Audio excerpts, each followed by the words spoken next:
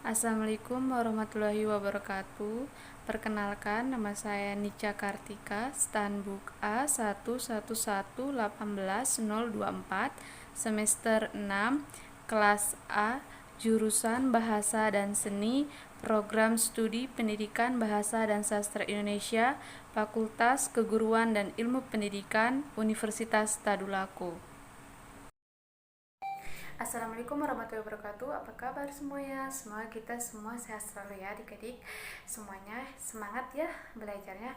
Kakak harap kalian semua tetap semangat untuk belajar dan tentunya masih menggebu-gebu untuk semangatnya tetap mengikuti proses pembelajaran meskipun dalam keadaan pandemi ini. Baik, untuk hari ini kita akan belajar bahasa Indonesia.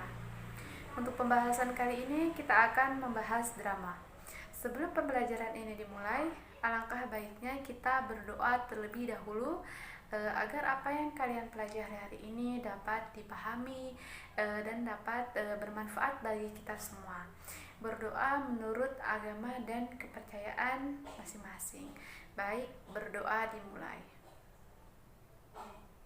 Selesai. Semoga adik-adik hadir semua ya.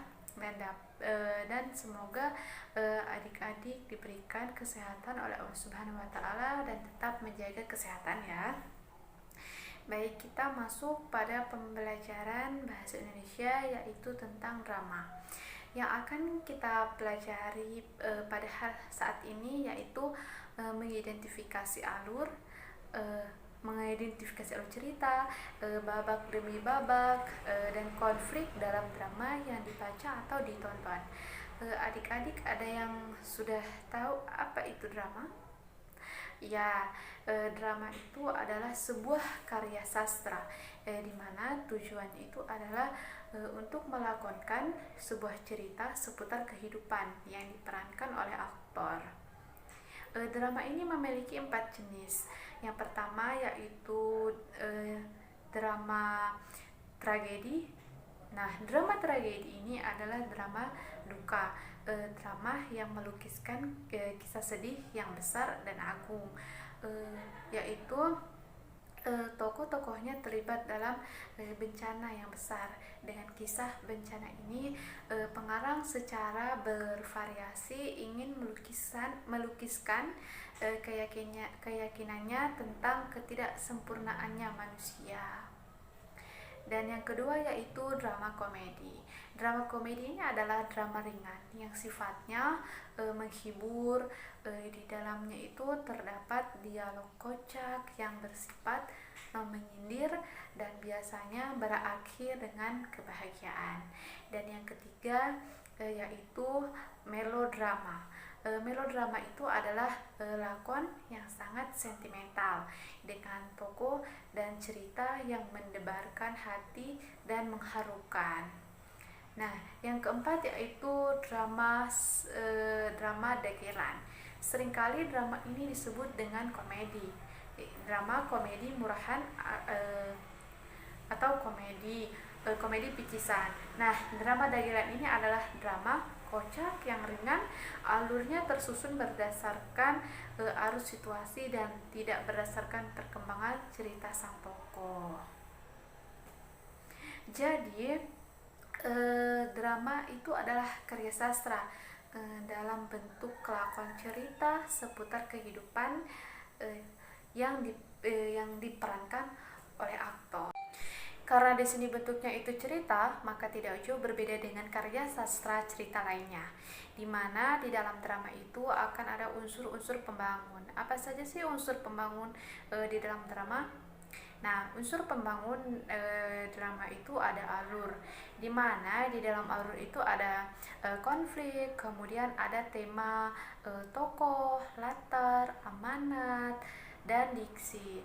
Diksi itu apa ya? Ya, diksi adalah pemilihan kata sebaik mungkin agar menunjukkan atau mengekspresikan sebuah adegan. Oke, kita bahas satu-satu ya. Yang pertama adalah alur. Nah, alur dalam drama itu biasanya akan dibagi menjadi 3. 3 babak. Alur dalam drama disebut yaitu babak. Babak pertama yaitu orientasi, babak kedua adalah konflikasi yang di dalamnya nanti akan ada klimaks, dan babak ketiga adalah resolusi. Nah, orientasi itu adalah pengenalan cerita mulai menuju ke adanya komplikasi. Kalau konflikasi mulai muncul konflik, dan klimaks itu akan muncul resolusi, dan resolusi adalah penyelesaian dari konflik. Nah, orientasi itu cerita mulai berjalan, dan di situ mulai disampaikan latar belakang kemunculan konflik. Jadi konflik itu muncul karena adanya apa ya? Nah, konflik itu muncul ada di orientasi, dan setelah dari orientasi masuk ke konflikasi, di mana konflik itu muncul. Nah, kemudian ada klimaks nih. Klimaks itu puncak dari konflik, dan kemudian menjadi resolusi atau penyelesaian masalah, di mana konflik itu selesai dan berakhir. Nah, selanjutnya itu alur tadi ada berapa? Oke. Alur tadi ada tiga babak ya. Yang pertama orientasi di babak pertama, di babak kedua ada konflik, dan di babak ketiga ada resolusi. Nah, ternyata babak dalam alur ini kita ketahui, atau rangkaian dari alur itu akan kita ketahui saat drama sudah memasuki ke dalam bagian dialog. Nah, dialog itu adalah bagian dari struktur drama, di mana sebelum dialog itu dimulai, biasanya di dalam drama itu akan diawali dulu dengan prolog dan diakhiri oleh epilog. Jadi struktur drama itu ada apa saja sih? Nah, unsur drama itu ada prolog, dialog, dan ada epilog. Lalu apa itu prolog? Ya, prolog ialah pembukaan atau pendahuluan di dalam drama. Biasanya dalam prolog itu akan dikemukakan pemain atau gambaran latar dan sebagainya. Nah, selanjutnya dialog. Dialog itu apa sih, adik-adik? Iya, dialog adalah sebuah ekspresi yang diungkapkan oleh tokoh melalui media bahasa dan terdiri antara dua tokoh atau lebih. Nah, dialog ini adalah media untuk mengekspresikan segala kondisi dalam drama. Biasanya disampaikan melalui bahasa percakapan dua orang atau lebih. Bahasa verba yang didukung oleh bahasa tubuh atau gestur. Misalnya ketika dia marah, berarti ada gestur mata yang melotot. Misalnya nah itu berarti ekspresi tidak percaya. Jadi dialog itu untuk mengekspresikan segala kondisi dalam drama, bahasa verba, dan didukung oleh bahasa tubuh. Dan yang terakhir ada epilog. Nah, epilog itu penutup dalam drama untuk menyampaikan intisari cerita. Selain alur di dalam drama juga ada penokohan. Nah, untuk penokohan ini bisa dilihat berdasarkan peran. Berdasarkan peran itu biasanya ada tokoh utama dan ada tokoh pembantu. Ini berdasarkan peran. Tokoh utama itu tokoh yang menjadi sentral cerita dalam drama, yang biasanya menjadi pusat dan biasanya akan sering muncul dalam cerita itu. Dan tokoh pembantu ialah tokoh yang dimunculkan untuk mendukung jalannya cerita dan berkaitan dengan tokoh utama. Nah, yang kedua itu penokohan bisa dilihat berdasarkan watak atau berdasarkan perwatakan. Kalau berdasarkan perwatakan ada 3 jenis. Nah, yang pertama ada tokoh statis, kedua tokoh bergerak atau berkembang, dan yang ketiga adalah tokoh serba bisa. Kita jelaskan satu-satu ya adik-adik. Ya, yang pertama yaitu tokoh statis. Tokoh statis ini adalah tokoh yang tidak berubah wataknya dari awal, tidak mengalami perubahan sampai berakhir wataknya itu tetap seperti itu, entah itu wataknya atau karakternya.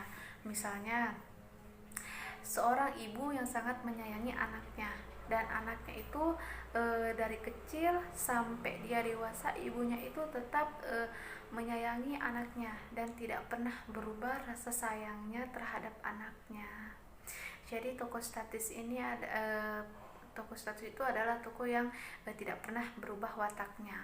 Yang kedua yaitu tokoh bergerak atau berkembang, ialah tokoh yang mengalami perubahan watak, entah itu pola pikir, ideologi atau karakter. Misalnya seorang anak yang sangat membenci ayahnya atau sangat marah terhadap ayahnya karena ayahnya itu telah meninggalkan dia. Nah, padahal ayahnya itu meninggalkan karena untuk mencari nafkah, dan si ayahnya itu setelah datang menemui si anaknya itu dan menjelaskan kepada anaknya itu mengapa ayahnya itu pergi meninggalkan dia, ya karena ayahnya untuk mencari nafkah. Nah, setelah si anak itu tahu, maka berubahlah watak si anak itu yang tadinya marah kepada ayahnya. Setelah ayahnya jelaskan, dia mulai berubah wataknya dan tidak membenci lagi ayahnya. Dan ketiga ada tokoh serba bisa yang bisa memerankan karakter ganda. Jadi tokoh penokohan berdasarkan peran itu ada apa saja sih? Ya, ada dua ya. Yang pertama tokoh utama dan yang kedua adalah tokoh pembantu. Nah, berdasarkan perwatakan ada tiga ya. Ada tiga tokoh. Tokoh utama, tokoh bergerak atau berkembang, dan ketiga adalah tokoh serba bisa. Selanjutnya yaitu unsur pembangun dalam drama, yaitu tema. Nah, tema itu adalah ide pokok atau gagasan utama sebuah cerita di dalam drama. Unsur pembangun selanjutnya yaitu latar. Latar adalah keterangan mengenai ruang dan waktu. Penjelasan latar dalam drama dinyatakan dalam pertunjukan. Bagian itu disebut dengan karamanggung. Latar juga dapat dikatakan melalui percakapan para tokohnya. Dalam pementasannya, latar dapat dinyatakan dan ditanda kurung atau garis miring. Untuk membangun unsur pembangun selanjutnya yaitu amanat. Nah, amanat ini adalah pesan yang ingin disampaikan pengarang kepada pembaca atau penonton atau pendengar. Nah, hari ini kita sudah selesai materinya hari ini ya. Semoga apa yang saya sampaikan dapat dipahami dan dimengerti oleh adik-adik, dan semoga bermanfaat. Terima kasih saya ucapkan kepada adik-adik karena telah mengikuti proses pembelajaran pada hari ini. Semoga ya apa yang kita pelajari pada hari ini bisa bermanfaat bagi kita semua. Tetap semangat belajarnya adik-adik dan tetap selalu menjaga kesehatan.